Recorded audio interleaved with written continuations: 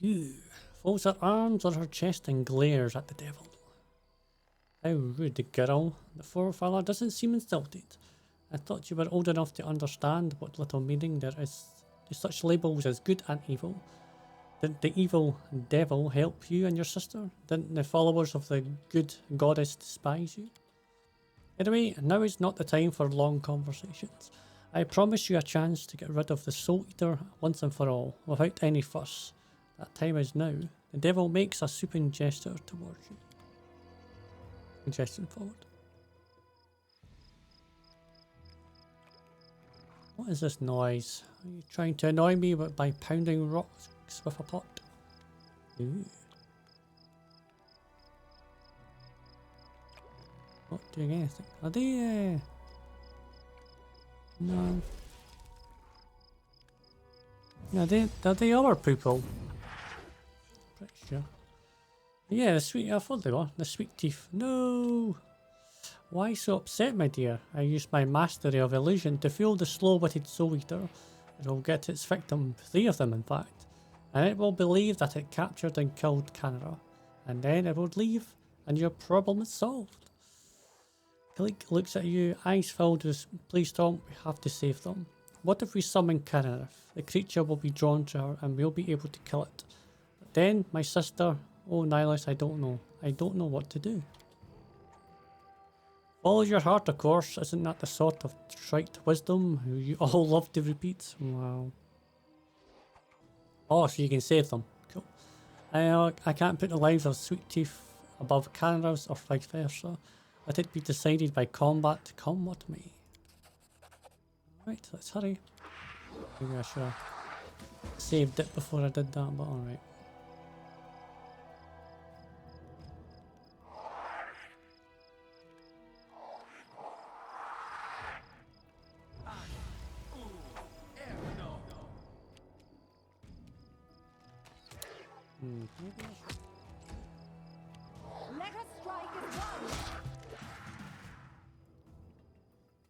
The Sweet Teeth. You are alive? I was so scared. I mean, that was pretty close, by the way. She steps forward to embrace her friends, but then stops and turns to the forefather, clenching her fist. Leave us alone. Go away now. We aren't afraid of your little plots, you see? What plots, silly child? I only saved your sister. Do you really not give her a moment's thought? Yes, I almost dragged Canara into the bloodbath without even asking her, but it was Tom who stopped me. Well, you seem to have been waiting for a chance to push me into the abyss. You sound so confident, but what does Canara think of this? Shadow of doubt runs over the girls. Let's ask her. Hey, so what did I miss? Well, we killed some, spiritual demons, could somebody explain to us what's going on? Yes, what's up? Anyone at all? I understand, I do. And there really are 2 of them. How could we have missed it? So they are, yes, so then now they're figuring it out. Yeah. The forefather wanted to feed the Sweet Tooth to the Soul Eater, supposedly to help you, but we interfered. Yeah. Really, I'm amazed that it didn't occur to Kalik to summon me as bait for the Soul Eater. My sister seems to be growing more mature. I'm almost ready to believe she's not just a silly little fool. An amazing agreement, but in a way a reconciliation. I expected a more emotional reaction, but it doesn't matter. What does matter is that my little play was a success. I hope it will help spare my darling girls from the strictures imposed on them by their divine patron. A quick succession of thoughts flash behind Canara's eyes. So that's what this is all about. Obviously, it would be madness and short-sighted to argue with the herald of knives himself. You hear a chuckle from under her iron mask, but it would be pathetic to do nothing. You see, girl, and you, Tom, my offspring is a valuable investment in this world, and I wish to secure my investment. For ages I've reaped souls and sickle reaps grain, turning even the most loyal followers from their service to the almighty gods. And imagine that all-seeing knife has decided to make a joke of me, by taking the souls that are mine by right. But everything will work out just fine. Soon enough, I will reclaim what's been taken from me. We are not your property. In your case, that matter must still be discussed, but in Carida's case, the situation is quite clear. She made a contract with me for a lifetime of service. She's the only one who thinks a formal death followed by a resurrection can spare her from her contract. But in any case, it's not up to you to decide your fate. Ooh. Why did you pull all this? What's in all this for you? Secure a valuable investment, of course. The mindless monster from Abaddon and his hunting Karinath was standing in my way, and I had to get rid of it. But there's more, of course. What kind of devil makes plans without some sinister ulterior motive? I cannot hope to oppose Nithis, who has taken my girls under his wing, but I can drive them back. But I can drive them to break the god's condition and thus lose his patronage. And I have succeeded. First, I lured them to these lands with the Disc of the Eclipse. Then I made them reveal themselves to everyone present. Kalik just couldn't stay and watch her precious sweet tooth die, could she? To protect them, she only needed to bring Karinath right before everyone's eyes. In any case, their vow of secrecy has been broken. Now we only need to deal with the second condition. And then I may receive what's been taken from me. Whatever it is you're planning, I'll protect Karinath and Kalik. Of course, you're welcome to try, but I don't recommend meddling in games of devils and gods. I made my move and now I shall wait. Soon enough, the game will continue. Hey. Talk to the twins. Some story, isn't it? Yeah. You're fine, aren't you? I say I'm perfectly fine, like I started a new life. But seriously, I do feel better, now that the Soul Eater is no longer a threat. Do you understand what the Forefather was trying to achieve? He explained everything, with his devilish dedication and due details. He considers his offspring a valuable investment. And me, well, I'm his property, and my death didn't annul the contract. But I suspect he has another motive. You know, demivigas like the Forefather live for one thing, twisting the souls of believers and other deities and bringing them under the reign of Asmodeus. Hell does not forgive mistakes, and the Forefather was well regarded there, but his valuable investment slipped his grasp to be rescued by another deity. That must have been unbearable for him, and he will do anything it takes to take us back, or me at least. I'm surprised you and Kalik didn't get into a fight. Well, they're both one and the same. You can't, thanks to Nithis. It was a wise decision, dividing us with a time-playing wall. But seriously, the Forefather is as devious as they come. He found a way to trick us both. But everything turned out alright in the end, I suppose. So what can we do? I'd say we should figure out how to stop the Forefather from carrying out his plan. He's stronger than you and I. It's only Nithis' power that keeps him at bay for now. Only someone with a death wish would stand against a deity or his herald. But for now, all we can do is wait. Okay, of course, but cheers her up, would you? She must be all worked up, and she's been through so much. How about you? It's been a difficult time for me, thanks for asking. Do you understand what the Forefather was trying to achieve? Oh yes, he couldn't help but explain everything in great detail. The patronage weighs heavily on him, but despite all his might, the Forefather believes in rules. He imagines that if he forces us to break the deity's condition, Nihilus will turn away from us. Perhaps he's right. But in spite of everything, I'm grateful for the taste of freedom I've received. I've had enough of pretending. I want to bear my true name and not have to lie about everything all the time. Are you upset I didn't let you summon Karinath and we barely saved the sweet teeth? I understand why you made this decision. I would be unfair to my sister to use her as bait for that monster, But I can't even think of letting the forefather feed the sweet tooth to that beast. We tried to help everyone without making any sacrifices or putting anyone's life above the others.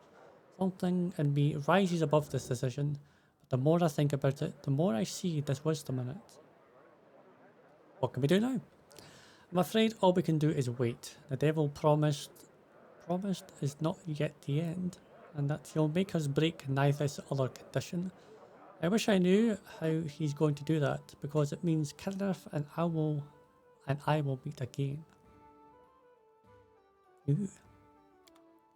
Alright. So it seems like their quest isn't done yet. Alright. Please accept this new gift. Tirval. Cloak of Seer. Thank you for supporting our militia. You bought the best equipment and we've already begun the drills. As it happens, at the meeting I was elected captain. It must mean they trust me. Your soldiers are training my people as you speak. If you haven't stepped in to help, none of this would have happened. But that's beside the point. I sincerely hope my gift comes in handy. Tell me if there's something special you need. I can make any wish come true. Alright, sorry for everything that happened in Farhold. It all seems quiet there now. In any case, me and my people shall hold our reward. Fight to the end for our homes. Thank you for the gift. Right.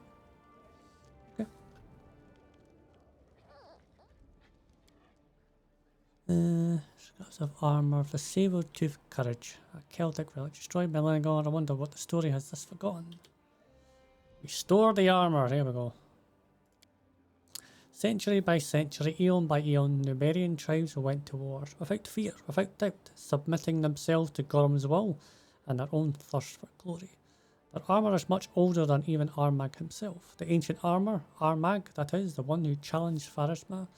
What can this artifact tell us? I will infuse it with a piece of my gift and reveal its destiny. Tiger stripes, there we go. Treasurer reports that we've allocated more money than we've actually spent. A considerable sum of money remains. The money must be put to work, so I suggest you invest in one of the 3 projects. The first is a famous local violin player who wishes to tour our neighbours' lands. The second is a book of local legends and traditions assembled by provincial teachers. But the most promising is a series of etchings depicting your military campaigns. The artist loved her motherland. It's most impressive. A musician wishes to tour around the River Kingdoms. It's not our best option, but it could enhance your image among our most sensitive citizens. The provincial teacher proposal is the least promising. A book of peasants, superstition and stories will lead nowhere. Considering our position, I believe that supporting the artist and her workshop would be most useful. We might print many copies of those etchings and thus evaluate the prestige of military service. Besides, she herself wishes to paint your glorious army and remarkable warriors as faithfully as possible. She said she would not fall victim to the provocations of whiners and cowards. Yeah, third one then. Fine choice. Thank you. Indeed. The third one, please. Nice hat, mate. We arrested a spy, a mercenary for Daggermark.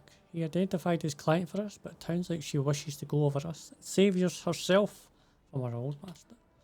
I don't trust her. She's betrayed one master, she is bound to do it again. We could take her hostage. We could even use magic to probe her mind. But both methods are unreliable, and besides, magic is bad for the brain. I suppose we should set a trap. Let us feed her a lie and see where it takes the bait. Send in the wrong direction and follow her. She's lying to us, we'll have to lie to her. But our lies will be more convincing. Lies of a lies of a lie.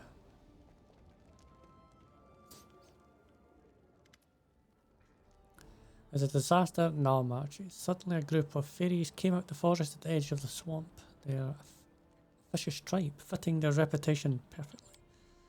Until recently, they merely toyed with the locals, pounded on the roofs at night, threw their boots up in the trees, but now they're started spoiling the cattle and trying to lure the people into the woods. Put an end to this. We shouldn't just go attack the fairies, of course. They haven't done anything yet that would warrant such a response, but increasing the guards would help.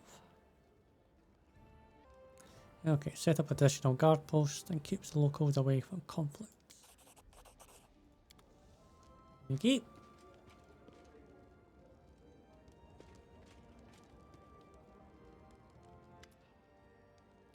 I guess there's one small matter, a series of small matters actually, that's growing into a larger problem. Your goblin ally seems to have defected more of his tribe to the capital, and they're acting as if it's their home.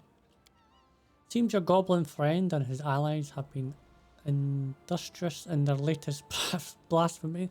They are erecting statues of Lamlastu, the mother of beasts, right outside the capital. It's heresy, and it's spreading fear and panic among the people. Could you please look into the matter? The guards are hesitant to deal with this one so close to you personally. Oh, Nok Nok, you little bugger. Yeah.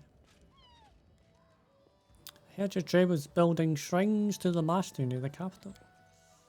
Yes, be praised, O mother of beasts. You want to pay respect to her.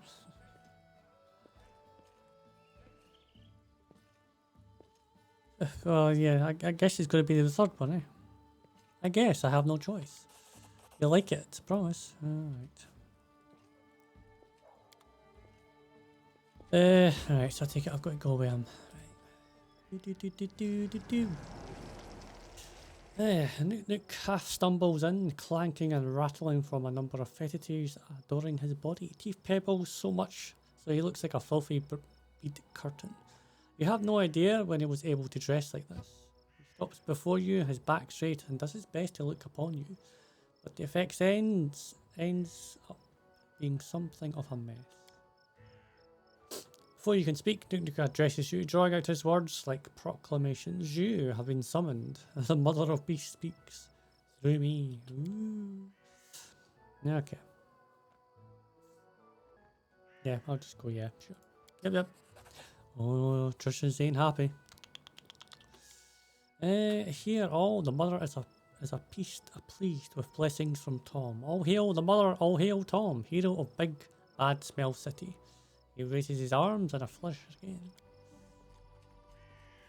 Okay, this is as far as we went. It seems to crash every time, so hopefully it gets past here. Nok Nok gives you a faint nod, then trundles off, his costume trailing behind him and leaving small bits on the ground as he moves.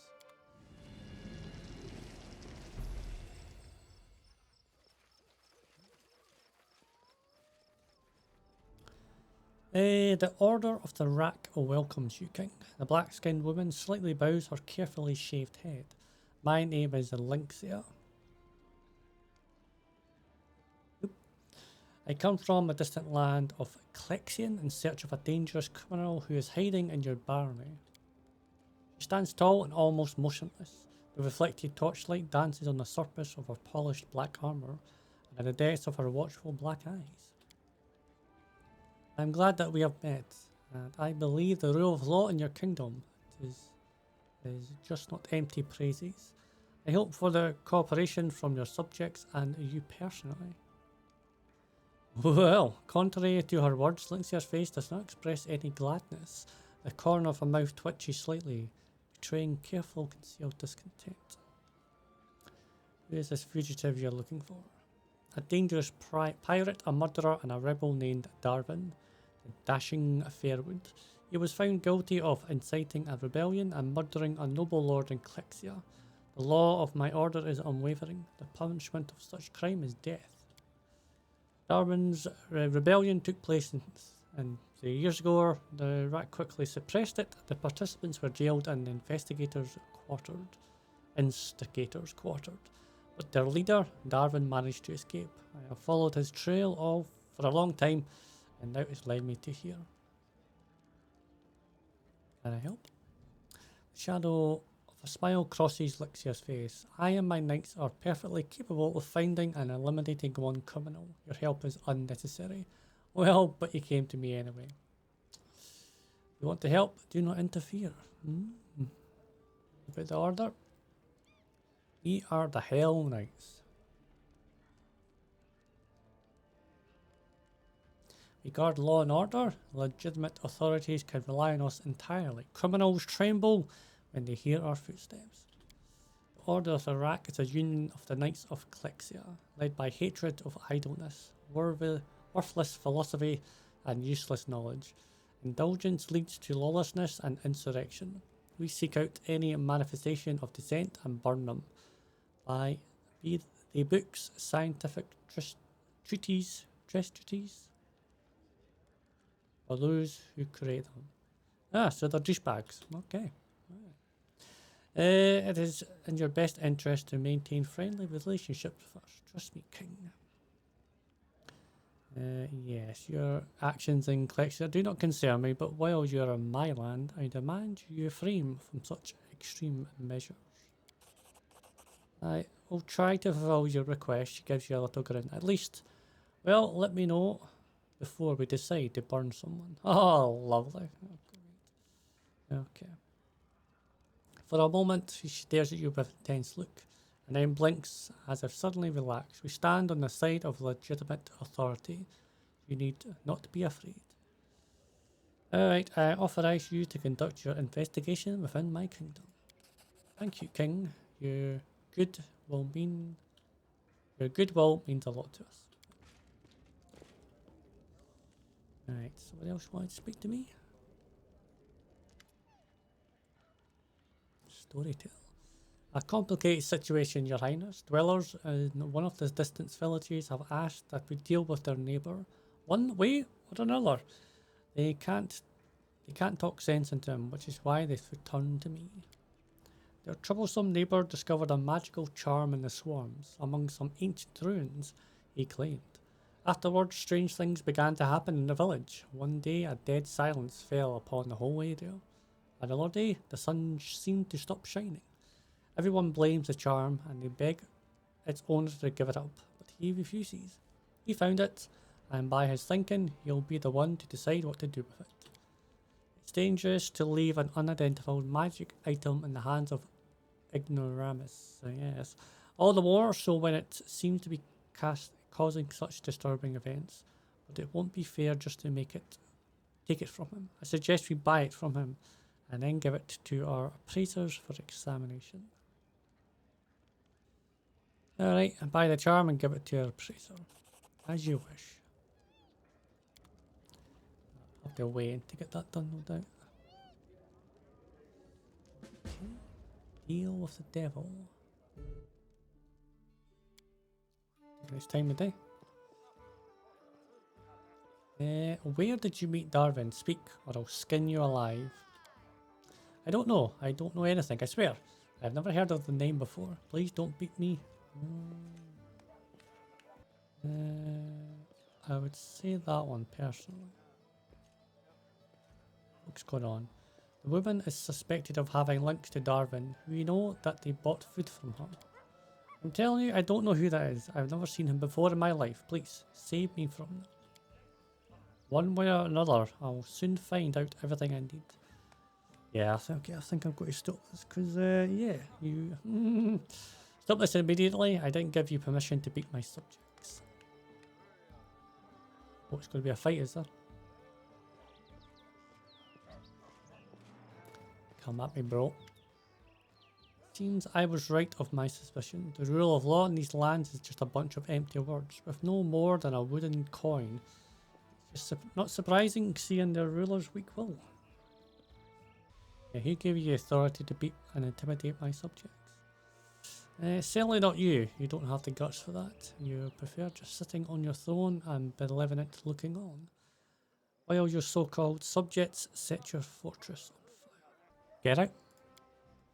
Oh, we'll leave. Don't you worry about that. I know from the very beginning that you and the Order follow different paths. Weak rulers don't deserve our attention. But don't matter. They generally don't live long enough to be taken seriously. Well, not in this game. It's just a game. Yeah.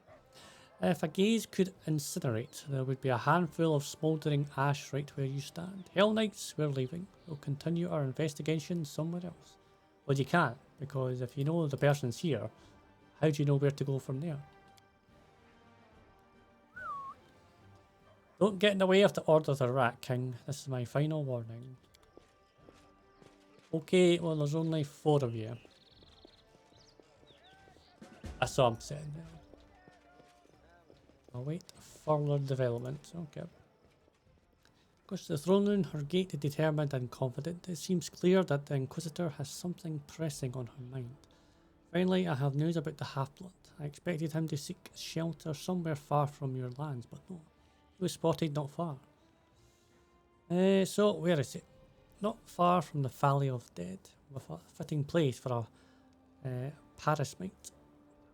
Desperately trying to rid of the world of the undead, such determination might have been an asset in dealing with Fordaka. But I wish to discuss something else. The half-blood was spotted chasing some pauper pilgrim woman. Judging by the things my agent managed to find out, the woman herself may turn out to be quite interesting. To track down the half-blood, I had to deal with a whole range of scum. Thieves, vagabonds, grave robbers. One of them located in Inowa. They preyed upon the pauper woman. Couldn't miss a chance to rob her blind. In her handbag, the thief found some ominous writings. Thinking the papers were cursed, he decided to rid himself of them by giving them to me. Do you know what they turned out to be? Excerpts from Serving Your Hunger, the sacred text of Ngatho's followers.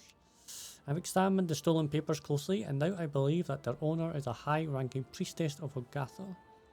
It seems this half-blood persists in his desire to rid the world of all my goodest followers. He's skilled at covering his tracks. Now we have a chance to intercept him. Let's go to the Valley of the Dead and find this priestess before he acts. Then, when he comes for her, well, the servants of any deity should be able to stand up for their faith. It is not so, eh? Okay, as soon as the opportunity arises, we'll visit the Valley of Dead. Thank you. I want to say this is important to me. I've grown tired of drowning in silence, hearing never a word from my goddess.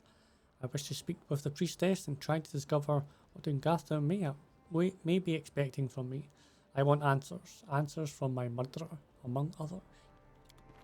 Okay. It's my shadow. Linzi. Bad news. We've heard that visitors have lately been spreading unfavourable rumours about your kingdom. It's as if Stolen Lands is a stronghold of barbarism and feeble-mindedness. We are people of arts and rare and endangered. Our artists are alleged by these rumours to be considered or at least valued citizens, but that's not true. Such rumours can't but affect our reputation. I'm afraid you have to entrust one of your advisors with this matter.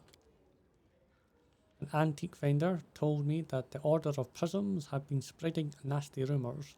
They're one of the branches of Shen's church. She scratches her chin thoughtfully. Here's what I've been thinking.